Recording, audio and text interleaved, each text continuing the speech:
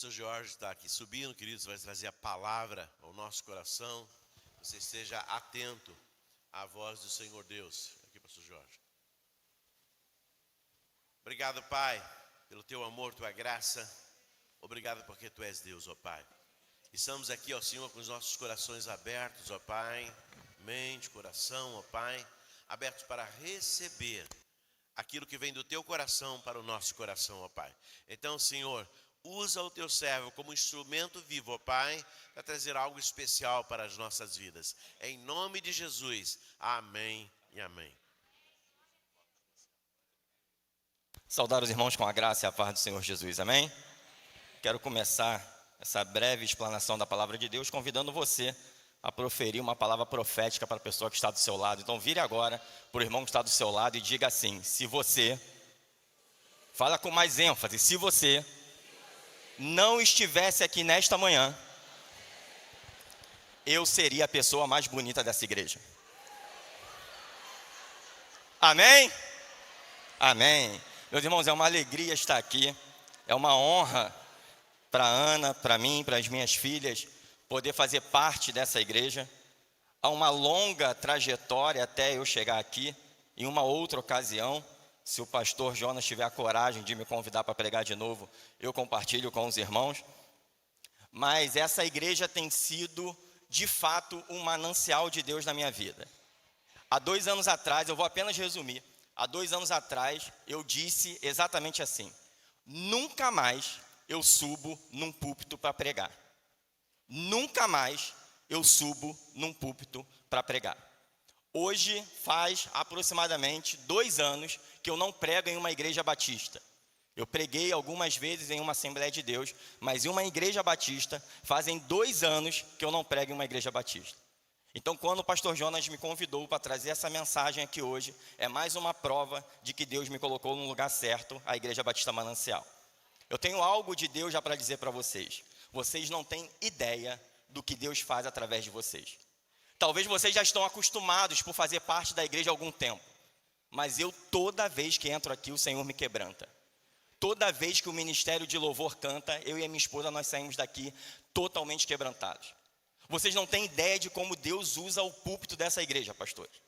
Toda vez que vocês subiram aqui para pregar, Deus mandou um recado direto para o que eu estava precisando no meu coração. Então hoje, além de pregar, também eu quero, através da palavra, contar um pouquinho, com base na palavra de Deus, dessa trajetória que eu tive nos últimos 2 anos, mas através da vida de um homem chamado Pedro. Pedro é uma das figuras mais emblemáticas do Novo Testamento, dividindo o protagonismo com Jesus e com Paulo. Mas há uma história específica da vida de Pedro, relatada no Evangelho de João, capítulo 21, que eu quero compartilhar com você nessa manhã. Então abra sua Bíblia, lá no Evangelho de João, capítulo 21.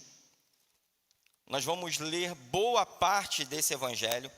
Nós vamos ler do versículo 1 até o verso de número 19.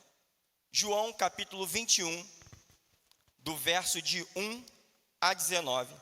E enquanto eu estiver lendo, preste bastante atenção na leitura da palavra. Por que eu estou falando isso? Eu acredito numa coisa.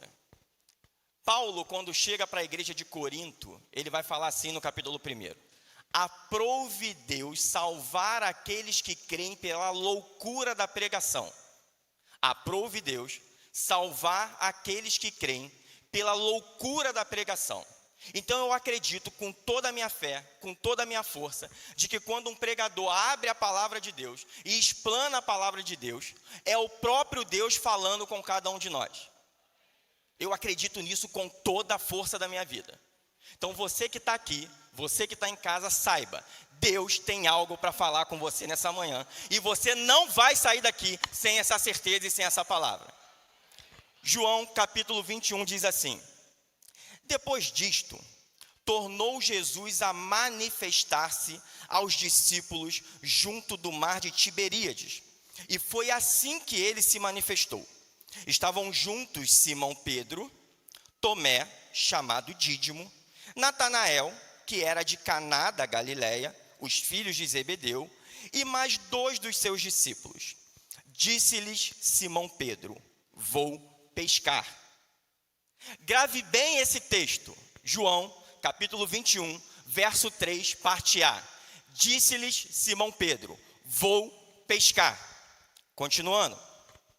Disseram-lhe os outros: também nós vamos contigo. Saíram e entraram no barco, e naquela noite nada apanharam. Mas ao clarear da madrugada estava Jesus na praia. Todavia os discípulos não reconheceram que era ele. Perguntou-lhe Jesus: filhos, tendes aí alguma coisa de comer? Responderam-lhe: não.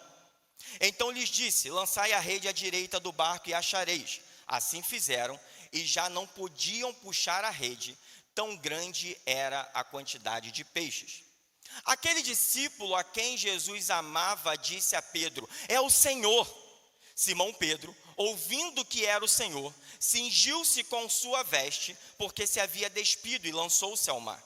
Mas os outros discípulos vieram no barquinho, puxando a rede com os peixes, porque não estavam distantes da terra, senão quase 200 côvados, aproximadamente 100 metros, 150 metros. Ao saltarem em terra, viram ali umas brasas e em cima peixes, e havia também pão. Disse-lhe Jesus: trazei alguns dos peixes que acabastes de apanhar. Simão Pedro entrou no barco e arrastou a rede para a terra, cheia de 153 grandes peixes. E não obstante serem tantos, a rede não se rompeu. Disse-lhe Jesus: vinde, comei. Nenhum dos discípulos ousava perguntar-lhe: quem és tu? Porque sabiam que era o Senhor. Veio Jesus, tomou o pão e lhes deu, e de igual modo o peixe. E já era a 3ª vez que Jesus se manifestava aos discípulos, depois de ressuscitado dentre os mortos. Depois de terem comido, perguntou Jesus a Simão Pedro: Simão, filho de João, amas-me mais do que a estes outros? Ele respondeu: sim, Senhor, tu sabes que te amo. E ele lhe disse: apacenta os meus cordeiros. Tornou a perguntar-lhe pela 2ª vez: Simão, filho de João, tu me amas? Ele lhe respondeu: sim, Senhor, tu sabes que te amo. Disse-lhe Jesus: pastorei as minhas ovelhas. Pela 3ª vez Jesus perguntou: Simão, filho de João, tu me amas? Pedro entristeceu-se por ele ter dito pela 3ª vez: tu me amas? E respondeu-lhe: Senhor, tu sabes todas as coisas. Tu sabes que eu te amo. Jesus lhe disse: apacenta as minhas ovelhas. Em verdade te digo, quando era mais moço, tu te cingias a ti mesmo e andavas por onde querias. Porém, fores velho, estenderás as mãos, e outro te cingirá e te levará para onde não queres. Disse isto para significar com que gênero de morte Pedro havia de glorificar a Deus. Depois de assim falar, acrescentou-lhe: segue-me. Na época de Jesus, haviam aproximadamente, no primeiro século, aproximadamente 200 escritos com o título de evangelho. Haviam muitos textos e muitos escritos com esse título, evangelho. Mas a igreja, com o passar do tempo, após um certo conflito com um homem chamado Marcião, a igreja entende a necessidade de definir quais são os livros que são escritos e são divinamente inspirados por Deus, e quais são os livros que não são divinamente inspirados por Deus. E dessa gama de escritos chamado evangelhos, a igreja entende que 4 são inspirados. Basicamente, a igreja vai usar 4 critérios. O primeiro: o livro tem que falar de Jesus. Todo livro da Bíblia tem que ser cristocêntrico. O segundo critério: ele não pode contradizer um outro livro. Se tem um livro que contradiz um outro livro da Escritura, ele não é inspirado. Um terceiro critério: tem que haver uma continuidade da história. Apesar de terem sido escritos em épocas diferentes, por pessoas diferentes, com contexto diferente, mas os livros, eles mantêm uma certa história, uma unidade histórica, ligada principalmente à Torá, lá no Pentateuco. E o quarto princípio, falando de maneira bem resumida, ele tem que apontar o caminho de salvação para os homens, mesmo no Antigo Testamento. E dentro desses 4 princípios, a igreja entende que existem 4 evangelhos divinamente inspirados. O primeiro deles é, vamos abrir aqui a nossa escola bíblica dominical, o primeiro é, o segundo é, o terceiro e o quarto, João. Todos os 4, antes, acreditava-se que os 3 primeiros sinóticos, eles tinham vindo de uma certa fonte, João veio de uma outra fonte. Mas hoje as pesquisas avançaram um pouco, a gente entende que os 4 vieram da mesma fonte. Só que João difere um pouquinho dos outros 3. Os outros 3 evangelhos, Mateus, Marcos e Lucas, seguem uma estrutura muito lógica. De onde Jesus veio, como ele nasceu, o que ele fez e como ele morreu. Esse é um jeito fácil de você decorar os livros da Bíblia, fazer esboço na cabeça. Os 3 primeiros evangelhos vão falar de onde Jesus veio, como ele nasceu, o que ele fez e como ele morreu. Só que quando chega em João, João foge completamente dessa estrutura. João foge dessa forma de escrever o evangelho ao apresentar um Jesus plenamente Deus, mas também plenamente humano em toda a sua totalidade. E João vai começar o seu escrito, o capítulo 1, dizendo assim: no princípio era o verbo. Talvez na nossa Bíblia em português, já vou fazer aqui uma propaganda do seminário, talvez na nossa Bíblia em português a gente não entende muito bem o que João está falando ali. Mas quando João usa o termo no princípio, eu vou pedir licença a vocês para produzir o que é esse termo, é arré. E arré é o princípio originador de todas as coisas que existem. João não está somente falando que Jesus estava na criação do mundo, mas João está falando que Jesus é o princípio de todas as coisas que existem. Jesus é antes a tudo que existe. Jesus é antes até mesmo do que nós conhecemos como existência. E isso é tão complexo que a nossa mente humana nem consegue entender o que é isso. Além de usar a palavra ré, João vai usar a palavra logos. E logos é discurso inteligível. Eu vou dar um exemplo aqui do que é logos, por exemplo. Eu tenho um cachorro. Isso é logos.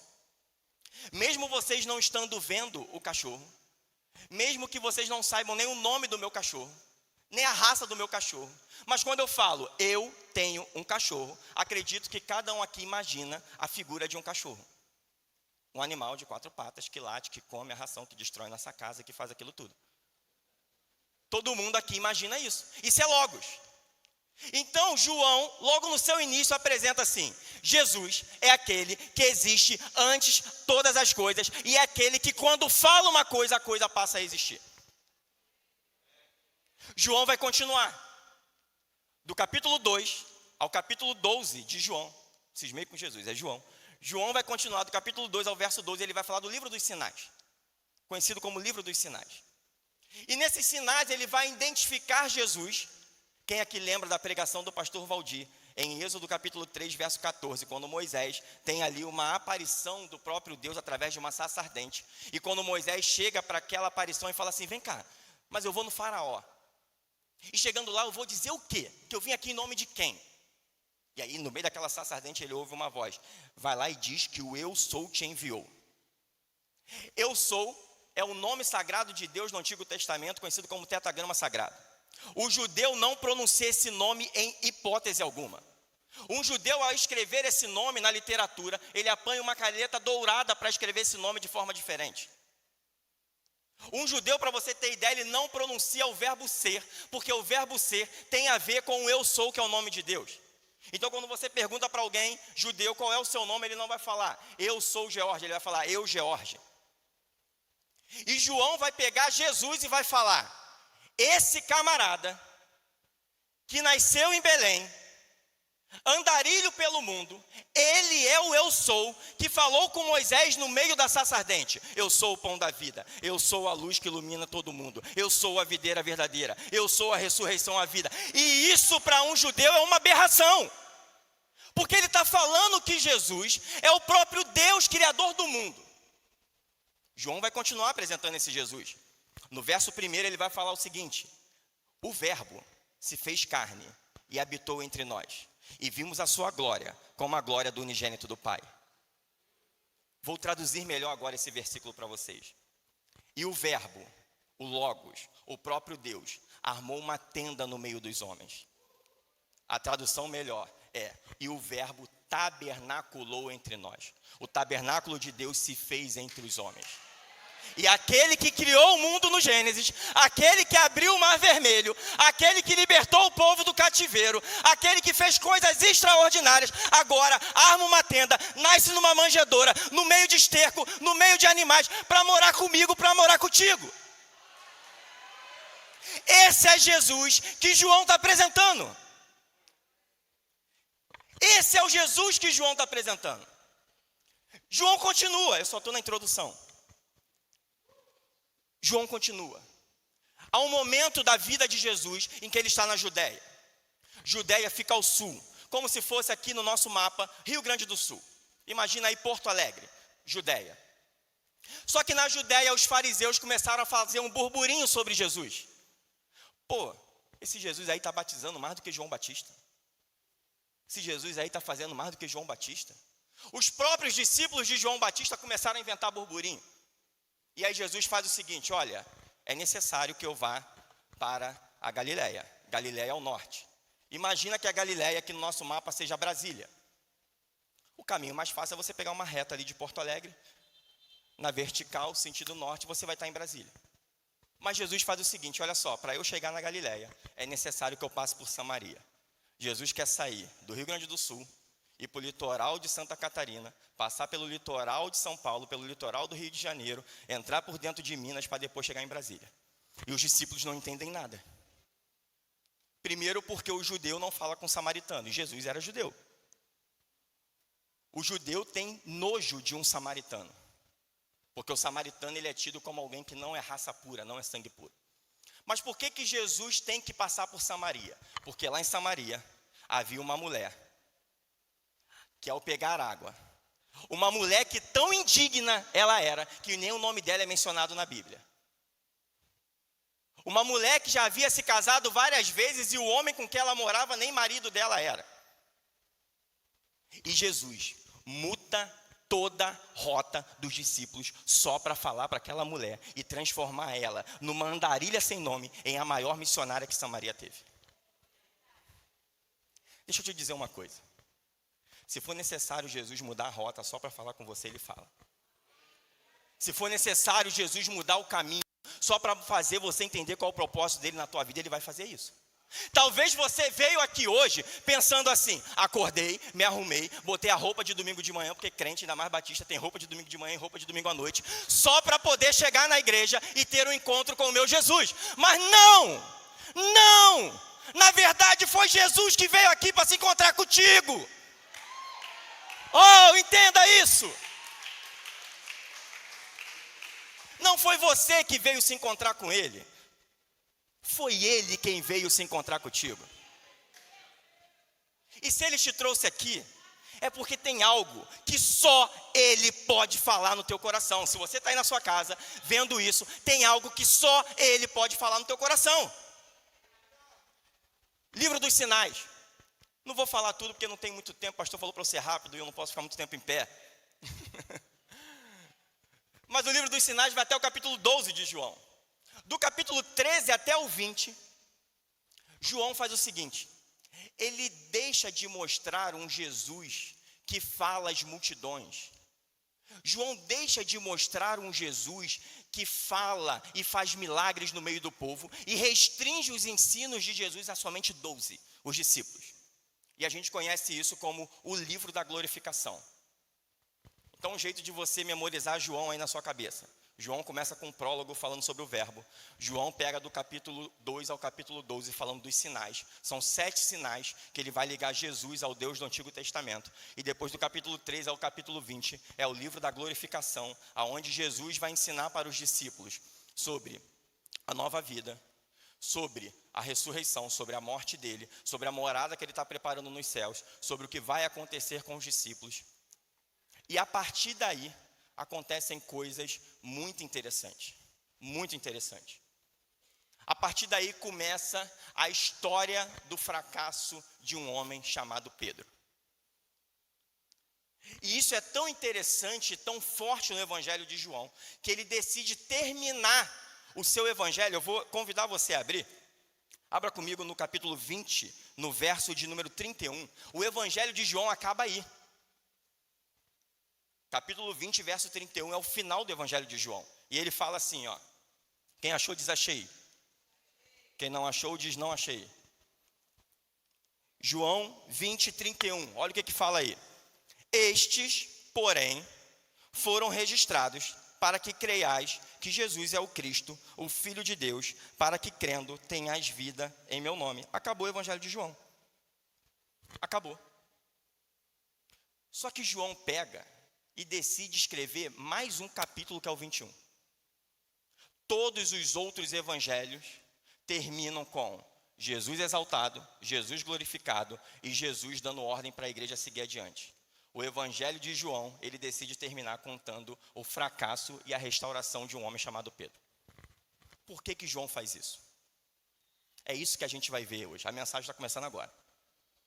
É isso que a gente vai ver. Ao momento da vida de Pedro, lá no capítulo de número 21, verso 3, em que ele fala assim: vou pescar. Eu nunca pesquei. Uma vez eu tentei pescar na Ilha Grande, peguei um anzol com salsicha, descobri que peixe não gosta de salsicha, não peguei nenhum peixe, não tenho aptidão para pescar. Até aí, se alguém um dia quiser me convidar, estou me oferecendo gratuitamente, que eu tenho muita vontade, mas nunca pesquei. Só que quando Pedro fala, vou pescar, Pedro não está falando do ato de entrar num barco, pegar uma rede e lançar sobre o mar para pegar alguns peixes para ele se alimentar. Quando Pedro fala, vou pescar, o tema da igreja esse ano é mantendo a essência. Quando Pedro fala, vou pescar, ele está desistindo da essência de Cristo na vida dele. E eu vou explicar isso para vocês. Em primeiro lugar, João vai usar um verbo ali, que o verbo é upago. Na nossa Bíblia está escrito vou. O verbo lá é upago. E o pago não é simplesmente o ato de ir até algum lugar. O pago é se tornar algo a ir até algum lugar. Pedro não está dizendo assim, vou pescar. Pedro está dizendo assim, eu desisto, vou me tornar um pescador. O pago. É isso que Pedro está dizendo lá. Eu desisto, eu vou me tornar um pescador. Só que talvez você não entenda o que é pescador naquela época. E eu vou também te explicar um pouquinho, bem rapidinho. Quando você pega, não existe pesca, como é que é o nome daquele negócio? Quem pesca aí? Anzol, vara, esses negócios aí. Não existia isso nessa época. Era rede. Pescava-se com rede. Só que quando você lança a rede ao mar, você não escolhe qual tipo de peixe vem. E quando você lê com calma o livro de Levítico, aquele livro que muito de nós, quando vai ler a Bíblia toda, até pula, porque é um livro meio chato de ler, tem um monte de coisa que a gente não entende. Lá no livro de Levítico, há peixes puros e peixes impuros. E ao tocar num peixe impuro, você fica 7 dias impuro. E 7 dias impuro você não pode adorar, não pode entrar no templo, não pode oferecer sacrifício. Só que um pescador não pode tirar 7 dias de folga. Pescador pesca todo dia. Se ele pesca todo dia ele toca em impureza, todo dia ele é impuro, todo dia ele está afastado de Deus. Quando Pedro fala que vai voltar a pescar, Pedro sabe disso.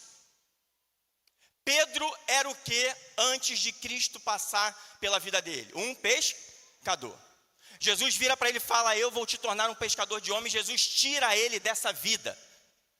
Pedro agora está dizendo, eu desisto e eu vou voltar a ser um pescador. Eu vou voltar a ser um impuro. Eu vou voltar a ser alguém que não adora mais. Eu vou voltar a ser alguém que não entra mais no templo. Eu vou voltar a alguém que não segue mais a Jesus. Eu não quero mais ser discípulo. Eu estou jogando fora a minha essência. É isso que Pedro está falando nesse versículo pequenininho da Bíblia. Mas isso começa assim, de uma hora para outra? Não. Não. E é aí que eu quero que você preste atenção. A gente perde a essência num processo. E eu e você estamos sujeitos a isso se não abrirmos os nossos olhos. E eu vou mostrar para vocês como é que Pedro perde a essência. Em primeiro lugar, cenáculo. Jesus chega para eles e fala assim, olha, saem por aí, vai ter um homem esperando vocês. E é na casa desse homem que eu vou preparar a Páscoa. Lá vocês vão matar um cordeiro, vocês vão assar. E lá a gente vai fazer a Páscoa. E aí chega nesse cenáculo, Jesus reúne ali os 12. Só que eles vêm da rua. E ao vir da rua eles vêm sujos. Não tem o tênisinho que a gente usa hoje. Naquela época era uma sandália, na maioria das vezes descalço. Sandália era algo que quem tinha dinheiro comprava. Quem não tinha dinheiro andava descalço mesmo. Então eles vinham com o pé sujo. E há um princípio da hospitalidade no povo judeu, que ao chegar na casa de alguém você tem que ser bem tratado. E uma maneira de tratar bem é ordenar que o escravo venha e lave o pé de todo mundo. Está todo mundo ali reunido. Jesus se levanta, se cinge, pega um balde, um pano e começa a lavar o pé de cada um. Jesus está se fazendo escravo no meio dos discípulos. Mas quando Jesus vai lavar o pé de Pedro, não! Senhor, quem é tu para lavar o meu pé? Não! Eu não vou permitir que o Senhor faça isso. E Jesus vira para Pedro e fala assim: Pedro, se eu não te lavar os pés, tu não tem parte comigo. Pedro, prepotente, vira para Jesus e fala assim: então não lava só os pés não, lava a cabeça, lava os braços, lava o peito, lava o corpo todo. Pedro, tu não está entendendo nada. Tu não precisa ser lavado, você já está limpo. Você já está limpo, Pedro. Eu estou fazendo isso para que vocês entendam o que vai acontecer logo depois. Pedro ali está apresentando o primeiro princípio da queda de um cristão, a falsa moralidade. Tem gente que se acha santo demais. Tem gente que acha que tem asa nas costas. Tem gente que se acha mais Jesus que o próprio Jesus. Cuidado com a falsa moralidade. Cuidado você que acha que pode chegar no ambiente onde a igreja se reúne e apontar como sentado se numa cadeira estivesse o que está certo e o que está errado. Você está mexendo com a noiva e o noivo vai atrás de você. Cuidado com isso.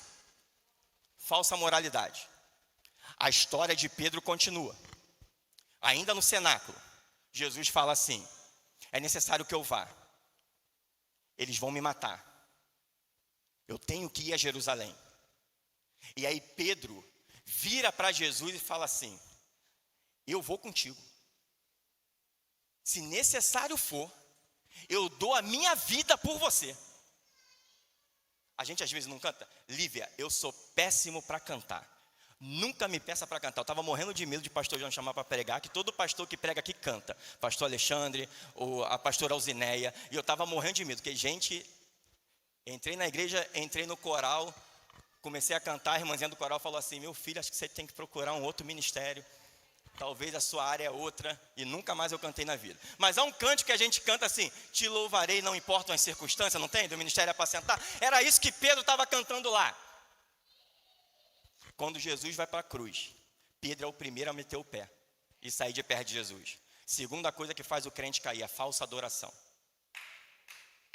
Não adianta você vir aqui cantar os louvores, levantar a tua mão, fechar o olhinho, derramar lágrimas, se o teu coração não é um coração de adorador. Jesus não está nem aí para o canto da tua boca. Jesus está sim preocupado com o louvor do teu coração. O maior louvor que a gente pode apresentar para Deus, sabe qual é? Ser propício de mim, Senhor, que sou pecador. Esse é o maior louvor que um crente pode entregar para o Senhor. A falsa adoração. Pedro continua insistindo nessa temática e Jesus vira para ele de novo e fala assim: Pedro, deixa eu te dizer uma coisa. Presta bem atenção, garoto. Antes que o galo cante, tu vai me negar 3 vezes. Longe de mim, Senhor, fazer tal coisa. A terceira coisa que faz um crente ir para o caminho do fracasso, a falsa confissão. Tem gente que pensa que se converter é fazer parte de uma igreja. Tem gente que pensa que entregar a vida a Jesus é fazer parte de um grupo cristão. Tem gente que pensa que servir ao Senhor é fazer parte de um ministério. Não. Não é isso. E se você está aqui nessa manhã e tem dúvidas acerca da tua salvação, não brinque com isso. Não brinque com isso. Porque a falsa confissão vai te levar para um único lugar chamado inferno. E inferno existe. A quarta e última coisa que faz um crente cair na queda, cair no fracasso, a falta de comunhão. Jesus está com medo. Jesus sobe até o Getsêmani para orar, porque está se aproximando a hora de sua morte. Jesus pega 3 de seus discípulos, Pedro, Tiago e João, e fala para eles subirem junto com eles para orar. Jesus se afasta um pouquinho deles para orar. Jesus está lá angustiado, sua alma está triste. Jesus, vocês precisam olhar para Jesus ali como plenamente Deus e plenamente homem. E assim como eu tenho medo de morrer, Jesus também estava com medo de morrer naquele momento. E ele se volta para os seus amigos para ver quem estava orando junto com ele. Quando chega lá, ele encontra os 3 dormindo. Há uma experiência que eu vivi uma vez, pastor Jonas, eu estava na livraria Paulinas, lá no centro, comprando um livro. E aí eu encontrei um judeu messiânico, estava lá comprando um livro também, católico, professava a fé católica, mas ele estava lá também comprando um livro e ele falou assim para mim: você é cristão, meu jovem? Aí eu falei: sou. Aí ele: sabe qual é a diferença entre vocês cristãos e nós judeus? Aí eu falei: qual? Vocês quando oram e leem a Bíblia, vocês sentem sono. Nós quando oramos e lemos a Bíblia, nós perdemos o sono. Falou isso para mim. E isso fez muita diferença na maneira como eu leio a Bíblia. Jesus se volta para aqueles 3 discípulos e encontra os 3 dormindo. O interessante é que Jesus não vai em Tiago, Jesus não vai em João, mas Jesus vai em Pedro. Pedro não pode orar comigo nem por 1 hora. A terceira coisa que faz um crente cair é a falsa comunhão. Falsa moralidade, falsa adoração, falsa confissão, falsa comunhão. É o caminho do fracasso de um crente. Talvez você que está aqui nessa manhã trilhou esse caminho. Involuntariamente ou voluntariamente. Talvez você que está aqui nessa manhã também se sente um fracassado, uma fracassada. Talvez você que está aqui nessa manhã sabe que o Senhor te chamou para um ministério e você tem negligenciado isso. Só que ainda bem que a história de Pedro está na Bíblia. Ainda bem. Porque Pedro é igualzinho a gente. Aqui não é a história de Pedro. Aqui é a minha história e a tua história que está aqui em João 21. Pedro, ele diz: tu és o Cristo, o Filho do Deus vivo. Nós também dizemos isso. Mas passa alguns versículos, Pedro diz: Senhor, não vai para a cruz. E Jesus tem que chegar para Pedro e falar: arreda-te de mim, Satanás, porque não tenho parte contigo. Pedro anda sobre as águas. Senhor, se é tu mesmo, faze-me ir contigo. E Jesus fala: vem. E Pedro é o único homem que eu conheço, e que talvez você conheça também, que andou sobre as águas. Uma experiência extraordinária. Quantos de nós já não vivemos experiências únicas, extraordinárias com Deus? Mas depois Pedro olha para o tamanho da onda, para a força do vento, fica com medo e afunda. Quantos de nós também depois de um culto não afundamos? Quantos de nós depois de uma bênção também não derrocamos? Quantos de nós também não adoramos ao Senhor com toda a nossa força e depois a gente caminha para caminhos longe de Deus? Pedro é igualzinho a gente. Pedro é igualzinho a gente. Nós somos iguaizinhos a Pedro. Só que aí começa a história da restauração de Pedro através de Jesus Cristo. E eu vou falar ela bem rapidinho para não atrasar o almoço dos irmãos. Eles estão pescando. Pescam a noite toda e não pegam nenhum peixe. Cai a madrugada e quem está na praia? Quem está lá na praia, andando na praia? Jesus. Só que o texto vai dizer o seguinte: os discípulos não o reconheceram. Quem perde a essência não consegue mais enxergar Jesus nas mínimas coisas da vida. Eles estão lá na praia, pescando.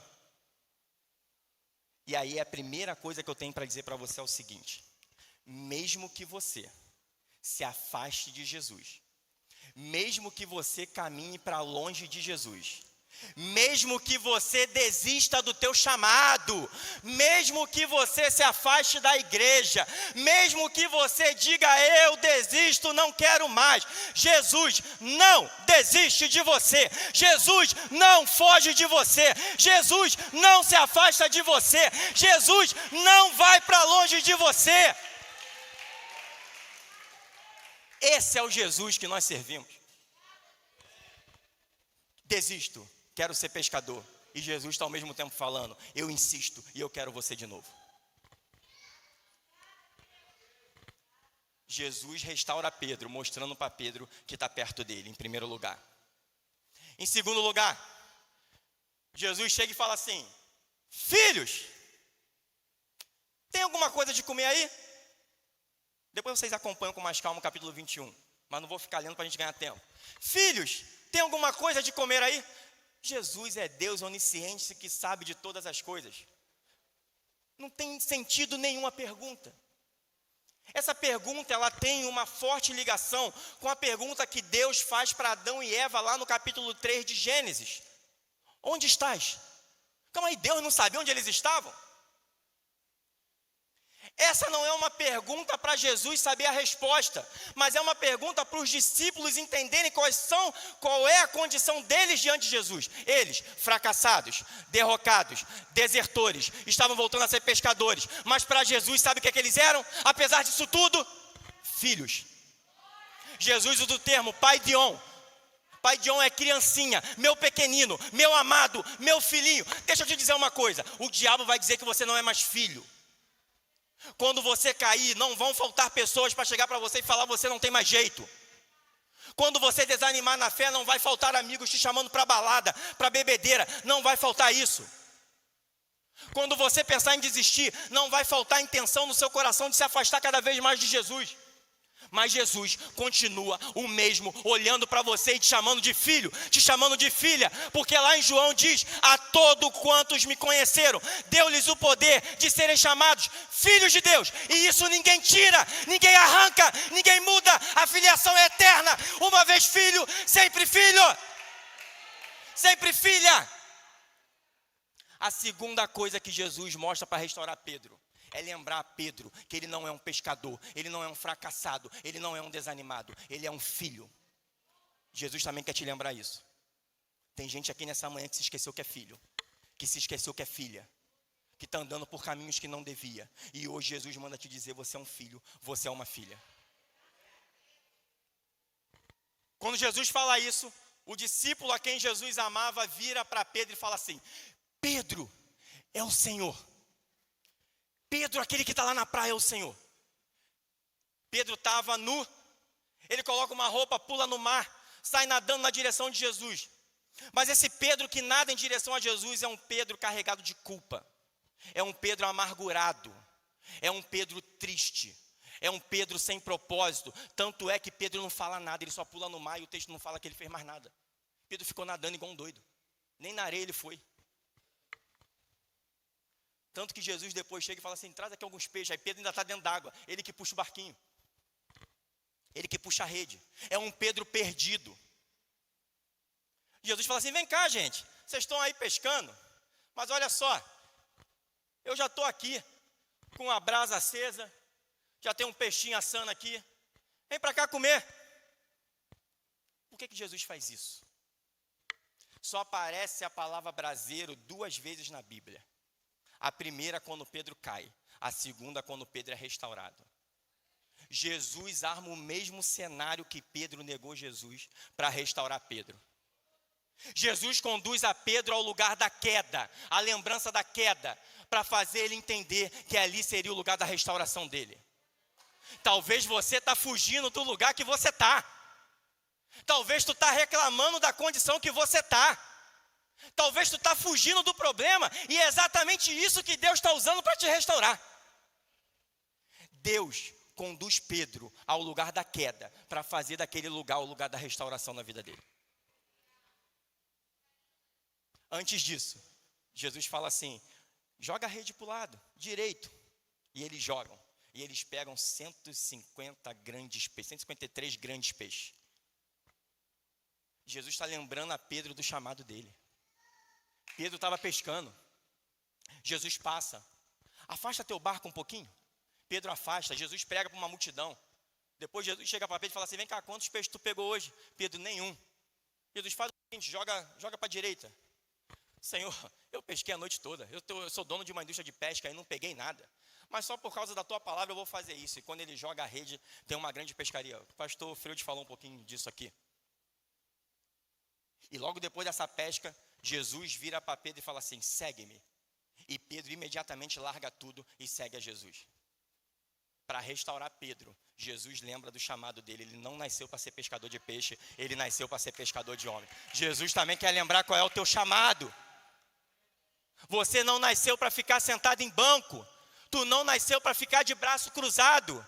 Tu não nasceu para ser julgador, julgadora da igreja. Tu nasceu porque tu tem um chamado divino dado pelo próprio Cristo. Tem uma vida, pelo menos nesse mundo, que não ouviu ainda do evangelho por causa de você e por causa de mim.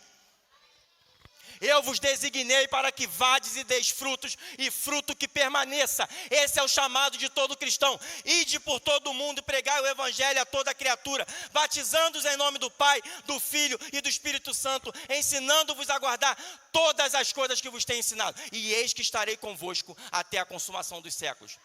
Jesus só vai estar com aquele que obedece o chamado.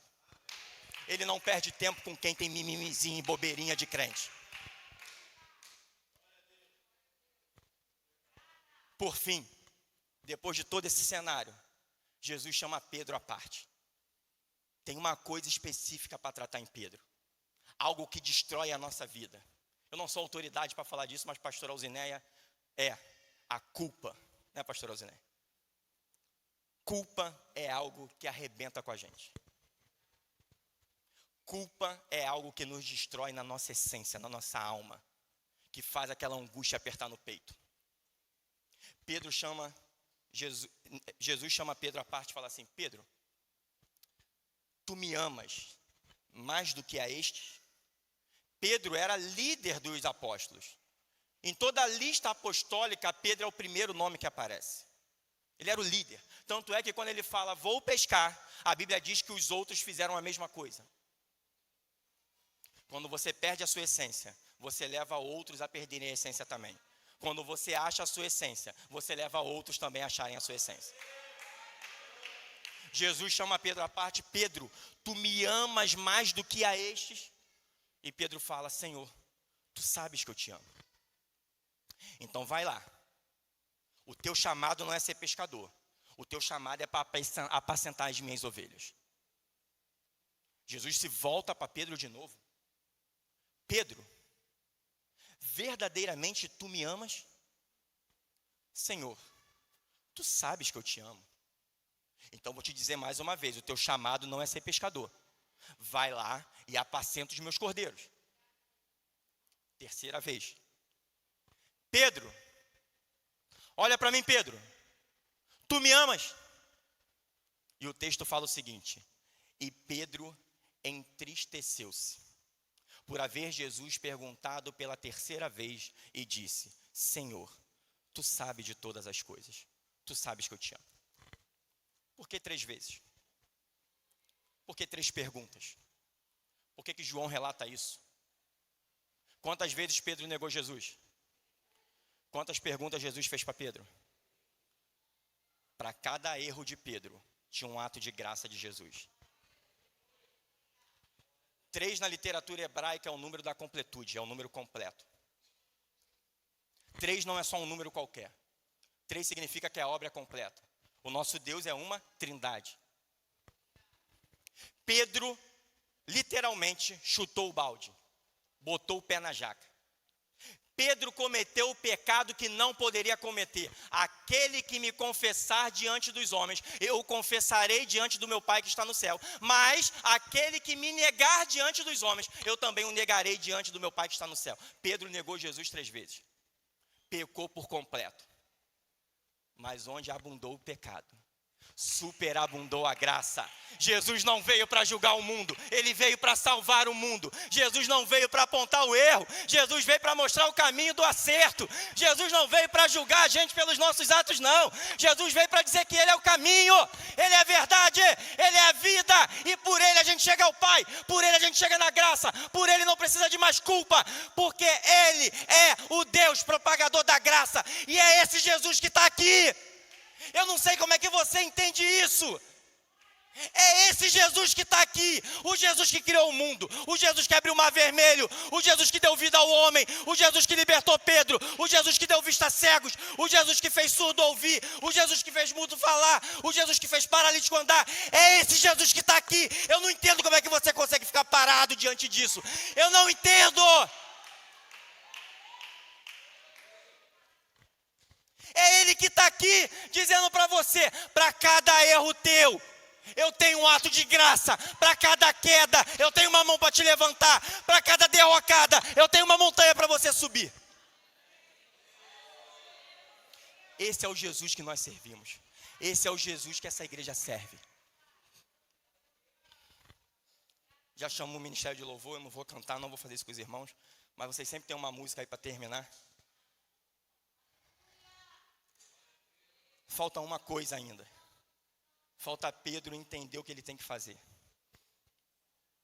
Depois de Jesus ter feito isso, Jesus vai prometer algo a Pedro. Olha que coisa extraordinária.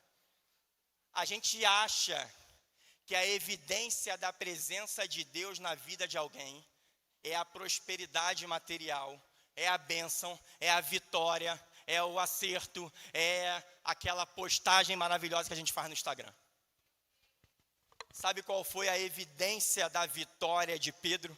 Jesus dizer para ele como ele iria morrer. Uau! Eu não sei se você vai entender muito bem isso. A evidência da restauração de Pedro não é prometer a ele um grande ministério. Não é prometer para ele um carro. Não é prometer para ele uma grande vitória, uma grande bênção. É dizer para ele, tu vai ter uma morte terrível. Quando tu era mais novo, você cingia os outros. Era você que guiava os outros. Mas quando você for velho, vão te pegar pela mão, vão te atar, vão te levar para um lugar que você não quer. E você vai ter uma morte terrível. Por que Jesus fala isso para Pedro? Quando Jesus chega para Pedro e fala a primeira vez, Pedro, tu me amas. Jesus usa uma palavra que nós conhecemos muito. A maioria fala ágape, mas a palavra é ágafe. Jesus está chegando para Pedro ali, está falando assim, Pedro, é verdade que você me ama a ponto de dar a vida por mim, amor, ágape é isso. E Pedro vira para Jesus e fala assim, tu sabes que eu te amo, mas Pedro não usa o verbo ágape. Pedro usa filéu. Senhor, eu não te amo desse jeito. Eu só consigo te amar como um amigo. Jesus vai perguntar pela segunda vez. Pedro, tu me amas? Ágape de novo. E Pedro vai responder pela segunda vez, Senhor, tu sabes que eu te amo. Filéu, ele não usa o termo ágape. Quando chega na terceira vez, Jesus olha bem para Pedro e fala assim, Pedro, tu me amas? Mas agora Jesus não usa o ágape. Jesus usa o termo filéu. E por que Pedro ficou triste? Porque Pedro pensou que estava sendo reprovado por Jesus. Lembra do Pedro que falou, por ti darei minha vida? Lembra do Pedro que falou, eu vou contigo até a morte? Lembra do Pedro que falou, eu jamais te negarei? Esse Pedro agora fala assim, Senhor, eu não tenho condições de ir contigo até a morte. Senhor, eu não tenho condições de dar minha vida por ti. Senhor, se a morte sobrevier sobre mim, eu não tenho condições de não te negar. Senhor, meu amor é imperfeito. Meu amor é todo errado. Senhor, eu sou todo errado. E quando Jesus vira para ele e fala pela terceira vez, Pedro, tu me amas, e usa filéu. Jesus está virando para Pedro e está falando assim, Pedro, eu aceito você com esse amor imperfeito, com esse amor quebrado, com esse amor errado, com esse amor fracassado. Querido, Jesus aceita você como você é. Não precisa mudar nada. Não precisa ser perfeito, não precisa ser santinho, nem santinha, não precisa disso. Claro, não tem que ter compromisso com o pecado, mas do jeito que você é, do jeito que eu sou todo atrapalhado, em casa eu troco toalha, eu esqueço das coisas, eu sou desorganizado. Jesus me ama desse jeito. Talvez você tenha um monte de coisa que você carrega a culpa aqui dentro e que você acha que por causa disso Jesus não está mais contigo. E Jesus fala para você, eu te amo do mesmo jeito. Só depois disso, Jesus vira para Pedro e fala assim, segue-me. Aqui Jesus não convida, aqui Jesus ordena. Jesus não está falando para Pedro, você quer me seguir de novo? Pedro, você quer voltar para o meu caminho? Pedro, você quer voltar a ser um discípulo? Não. Jesus está falando assim: Pedro, tu é um discípulo, pronto e acabou. Pedro, tu é meu seguidor, pronto e acabou. Pedro, levanta agora e segue-me. E esse mesmo Jesus está dizendo para você: levanta-se, segue. Levante-se e segue. Levante-se e segue. Levante-se e segue. Não precisa ser perfeito porque Ele é. Não precisa ficar aí carregando culpa porque Ele na cruz já carregou toda a culpa. Não precisa continuar se sentindo um fracassado ou uma fracassada, porque na cruz Ele convida eu e você para sermos seguidores dEle. Independente do nosso erro, independente do nosso fracasso, independente da nossa queda, independente daquilo que somos. Eu não sei como é que você entrou aqui. Eu não sei como é que você chegou aqui. Mas eu sei como eu cheguei aqui. Em agosto de 2019, eu tive que virar motorista de transporte executivo para complementar a minha agenda. O Wave, que senta por ali, escuta isso. Num domingo, andando pela estrada da Posse, eu peguei 4 jovens dessa igreja para trazer para cá. E esses jovens no caminho só falavam de Jesus dentro do carro. E eu até brinquei com eles, eu não sei o nome, não sei quem são, se eu ver aqui talvez nem reconheça. Mas eu lembro que eu virei para eles e falei assim: vocês são as primeiras pessoas sóbrias que eu pego nessa madrugada. E eu deixei eles aqui na porta da igreja. Tinha muito carro, a igreja estava lotada. Devia estar lotada pela quantidade de carros que estava ali. E quando eu parei ali, Jesus falou no meu coração: eu quero você nesse lugar. Agosto de 2019. Eu demorei 4 meses para vir aqui pela primeira vez. 4 meses. Eu fiquei fugindo disso. Chegou um dia que eu chamei Ana, minha esposa, falei: tem uma igreja ali no Magali. Eu passei ali uma vez, vi, vamos lá prestar um culto. Eu não sabia do horário do culto. Eu cheguei aqui, já estava na mensagem, estava fazendo um apelo. Não tinha lugar, a igreja estava entupida. Eu não sei o nome daquela irmã ali que está com o braço na tipóia. Não sei seu nome ainda, mas foi ela que me recebeu. Não foi? Nós chegamos exatamente ali, ficamos parados ali. A igreja estava lotada, não tinha lugar. E ela foi para mim e falou assim: não tem lugar na igreja, vocês se incomodam de sentar ali na frente? Aí eu falei: não me incomoda. Já estava acabando, os irmãos já estavam em pé, orando para finalizar o culto. E ela me botou nesses 2 últimos lugares aqui. Não eram ainda essas cadeiras. E quando eu cheguei aqui, o homem que disse que nunca mais ia pastorear, o homem que disse que nunca mais ia pregar, o homem que disse que nunca mais queria saber de evangelho, ali estava escrito família pastoral.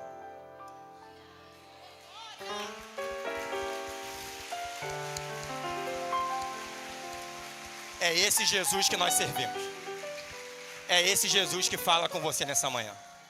O Ministério de Louvor vai cantar uma canção, não sei qual é. Enquanto eles cantam, reflita sobre a sua vida. Quem é você nessa manhã? Talvez é o mesmo Jesus perguntando para você: filho, filha, você não está vendo que longe de mim você não tem nada para comer, não? Será que não está na hora de voltar? Será que não está na hora de aceitar o chamado de novo? Vamos ficar de pé? No meu jardim, tranquei a porta, abri meu coração, peguei minhas raízes com minhas lágrimas, gotas de adoração. Senhor, não quero que os meus olhos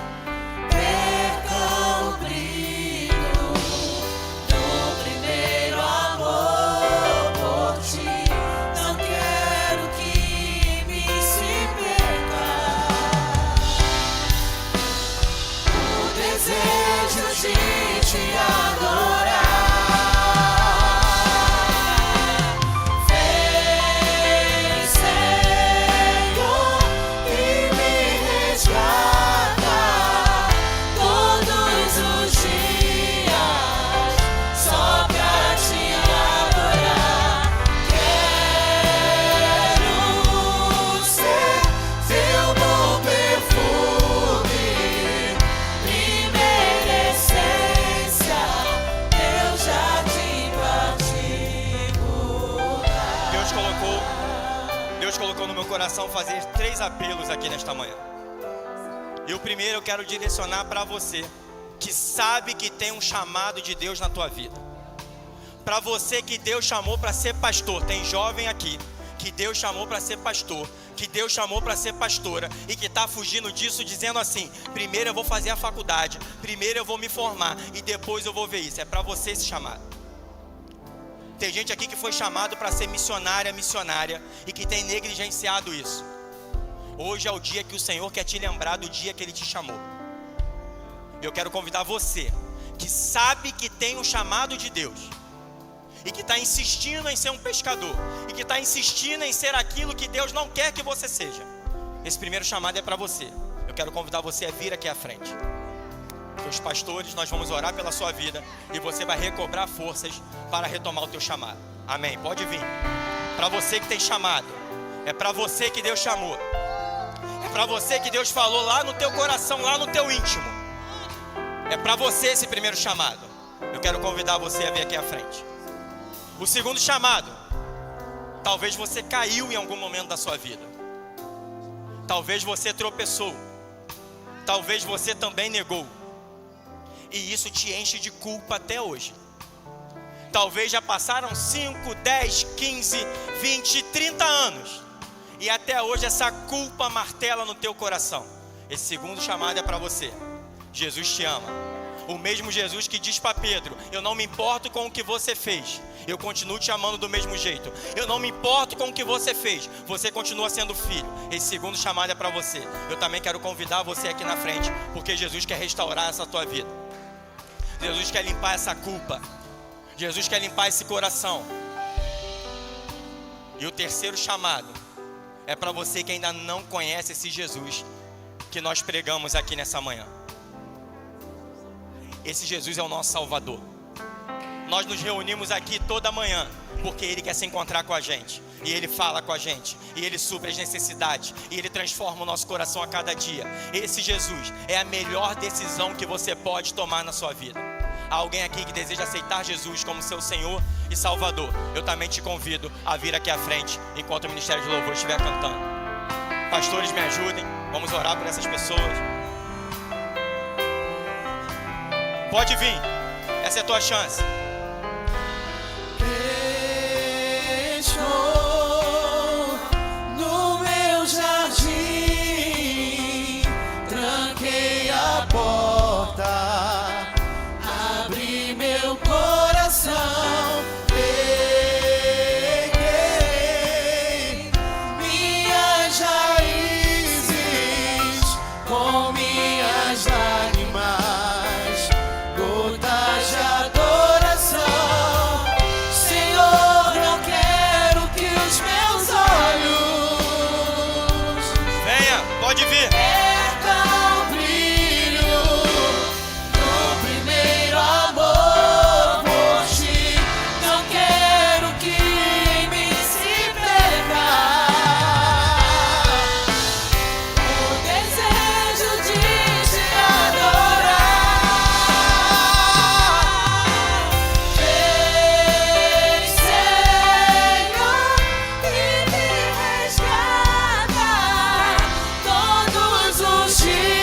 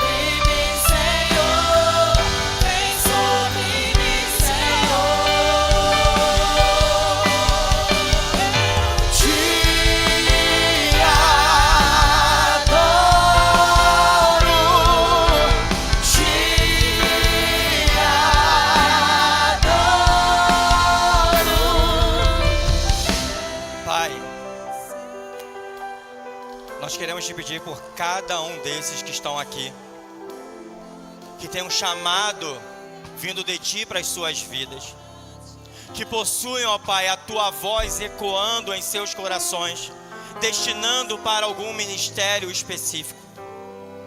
Nós queremos te pedir que hoje avivamentos de corações aconteçam nesse lugar, e que chamados venham renascer, que pastores e pastoras venham ressurgir, que missionários venham brotar desse lugar, que a Igreja Manancial venha a ser um celeiro de vocacionados a partir dessas pessoas que estão aqui na frente. Também queremos te pedir, ó Pai, pelos nossos irmãos que carregam em seus corações culpa, medo, angústia, marcas de fracasso, que nessa manhã, Senhor, o Senhor venha tocar com a Tua mão de graça, com a Tua mão de poder, com a Tua mão de misericórdia, com a Tua mão de cura, e que no mais íntimo do coração de cada um, nesse momento, o Senhor esteja limpando, curando, sarando, tratando, arrancando a culpa, arrancando o medo, arrancando a lembrança de passado. Aqueles que estão, ó Pai, ainda que andando no vale da sombra da morte, que o Senhor os lembre que mesmo lá o Senhor está com eles, e que se eles estão lá, é porque tem obra Tua, tem poder Teu, tem mão Tua, tem unção Tua para restaurar a vida deles. E se alguém aqui, ó Pai, que ainda não Te conhece como Senhor e Salvador, que nessa manhã venha sair daqui transbordando em graça, andando de glória em glória, com a certeza de salvação, que o Teu Espírito Santo fale a esse coração, convencendo do pecado, da justiça e do juízo, fazendo esse coração arder pelo Cristo vivo que nós servimos, para que assim a Tua igreja possa celebrar a festa que está havendo nos céus. Em nome de Jesus é que nós oramos. Amém.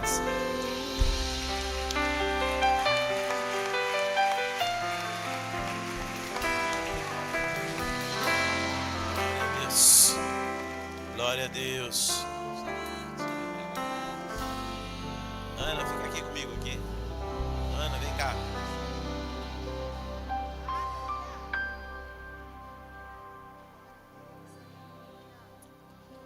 Eu não entendia porque 2 anos sem subir um púlpito batista, evangélico aqui, no caso, também. Mas depois de ouvir a palavra, a gente começa a entender por que Satanás afastou tanto tempo o homem de Deus, né? Porque tem palavra. Nós ouvimos só Bíblia aqui, não vimos nada sem ser de Bíblia. E eu quero dizer, pastor Jorge, Mana, que o inimigo vai investir ainda muito sobre vocês. Mas eu gostaria de dizer também que toda essa igreja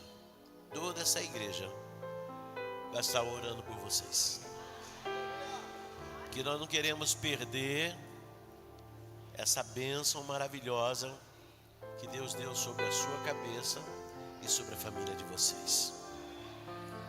Mas o diabo vai trabalhar, e vai trabalhar. Hoje ele não ficou satisfeito, mas Deus ficou satisfeito, né? Deus ficou satisfeito.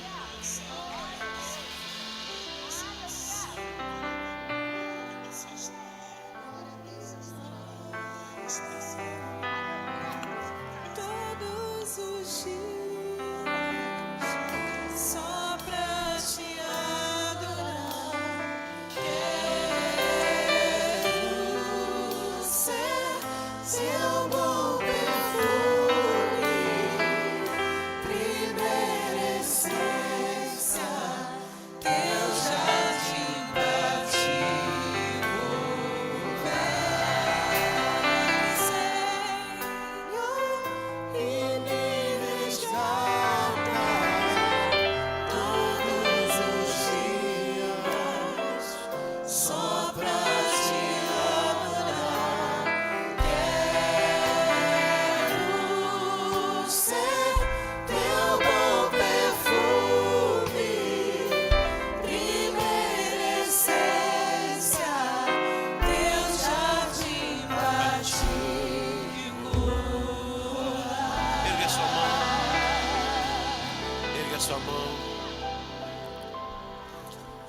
a graça do Senhor Jesus, o amor de Deus Pai e a comunhão do Espírito Santo seja com todo o povo de Deus, hoje e para todo sempre. Amém. Todo o povo de Deus disse: dá lá no chat, dá o teu amém também. Deus abençoe. Estamos todos prontos, Deus.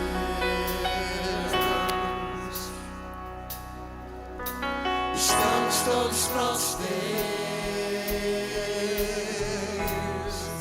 Queremos mais que levantar as mãos, muito mais que adorar de coração, gritar com a alma. Queremos mais, muito mais. Estamos todos prontos, Deus.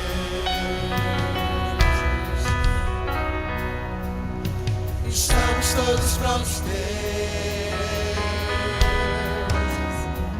Queremos mais que levantar as mãos, muito mais.